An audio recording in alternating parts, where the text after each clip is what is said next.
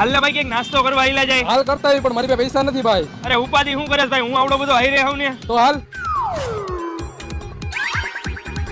પેલા ભાઈ આપણે આટલો બધો નાસ્તો કરી ગયા હી, તારી પાસે પૈસા તો હે ને? તો પછી ઠામડા ધોવા પડશે. અરે તારો ભાઈ અત્યારે વિડીયો બનાવીને એટલો ફેમસ થઈ ગયો ને કે ગમે ત્યાં નાસ્તો કરવા જાવ ને એટલે એ ભાઈ એમ કે મને તમે વિડીયો વાળા ને, એટલે હું એમ કહું હા, એટલે એમ કે મને નથી જોતા તમારા પૈસા ભાઈ.